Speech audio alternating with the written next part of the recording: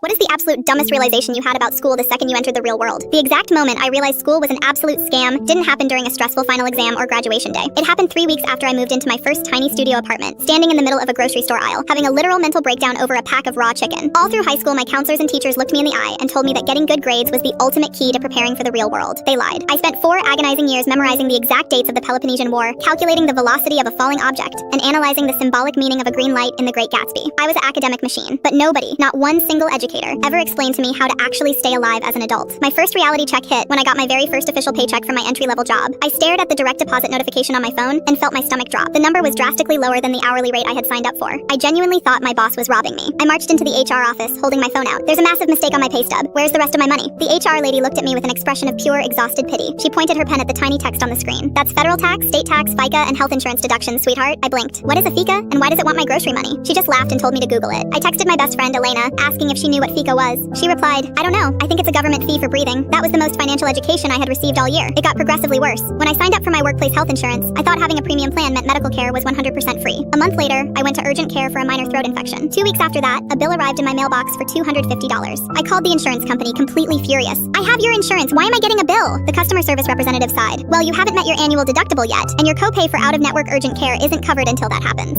I sat on my floor, looking at the bill, entirely clueless. I could explain the entire process of photosynthesis, but I didn't know the difference between a deductible and a copay. The absolute peak of this stupidity occurred when my high school actually tried to prepare us for the real world during senior year. They scheduled a mandatory 2-day adult readiness seminar. I was genuinely excited. I thought, finally, they are going to teach us how to do taxes, how to budget, how to invest, or how to rent an apartment. Instead, a woman in a pastel blazer spent 6 hours teaching us proper table etiquette. We spent 2 whole days learning how to correctly position a salad fork, how to fold a linen napkin, and how to pass bread to the left. Because clearly, my biggest financial threat at 19 years old was using the wrong spoon for soup. A few months later, when I applied for my apartment, the landlord asked for my credit score. I smiled confidently and told him it was probably a 95% because I got an A in math. He stared at me like I was an alien and explained that credit scores don't go by percentages, and if I didn't have one, I needed a cosigner. That's when the brutal truth finally clicked. School didn't teach me how to live. It just taught me how to sit still, memorize useless information for a test, and pass school. The second you step out into the real world, absolutely nobody cares if you know the quadratic formula. They care if you can pay your rent on time and figure out how to file your taxes without going to federal prison. And unfortunately, school left us completely in the dark for all of it.